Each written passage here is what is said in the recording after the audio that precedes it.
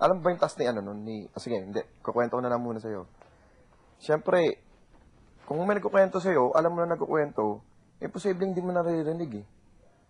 Diba? Dapat umalis ka talaga. Pero kailangan mo na-reform ng tao na sasabi na bawal yan. outside, Ay, hindi. bawal yan. Sa akin, walang problema. Kasi minsan, Ikaw, ilang syempre, beses ka na namin ako dun, hindi. Meron doon sa labas once si Rika at saka si...